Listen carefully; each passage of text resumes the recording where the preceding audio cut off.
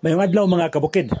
Tagbuo na to ang tuig 2025 sa healthy nga pagkaon. Una na tong buhaton, mao ang paghagpat sa presko nga kalamunggay. Ang kalamunggay mga kabukid adunay calcium, potassium, zinc, magnesium, iron, copper, vitamin A, vitamin B, vitamin C, vitamin D, ug vitamin E, ug daghan pa mga kabukid. Mag-prepare rin ta mga kabukid og isa ka baso nga tubig.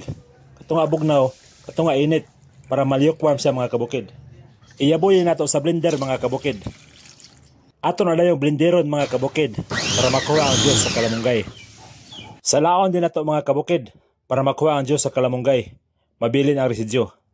Bubuan din nato og dugos mga kabukid. Ang akong gibutang mga kabukid, tulo lang ka kutsara sa usa ka baso. Ang dugos mga kabukid, natural wound healing siya mga kabukid. Magkatambal po siya sa ubo. Nindot siya sa kasing-kasing. Aduna siya anti-inflammatory. Nasa antimicrobial, antioxidant, immune boosting, cancer management, og nindot sa atong digestive mga kabukid, og skin toner siya mga kabukid. Og daghan pagid siya mga benepisyo mga kabukid. Butangan po dato og limonsito mga kabukid. Ang akong ibutang karon 15 ka buok. Ang limon mga kabukid, taas kay siya vitamin C para sa immune system.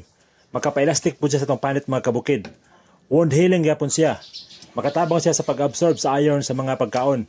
O nindot siya sa atong oral health. Ang limon mga kabukid, makapaubos siya sa atong blood sugar. Nindot po siya sa blood pressure. Nasa antibacterial, nasa flavonoids, antioxidant, o taas kay sa fiber mga kabukid para sa digestive system. Ato na lang yung kutawon mga kabukid para ma-mix pagayo ang atong ingredients. Ang dugos, kalamunggay, o limon. Kung napay galutaw-lutaw diyang ang mga dagko nga residyo mga kabukid, pwede na ito kaon para dili mo sakit sa atong tilaok. Ato na yung imnon mga kabukid.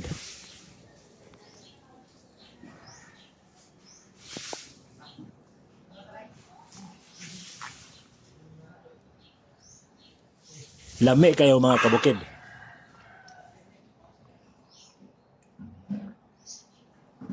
Puwerteng lamia kayo mga kabukid. Kung mainom ka ni kaduwa sa isa ka semana mga kabukid, magproblema ang imong asawa. Salamat sa pagtanaw. Bye-bye!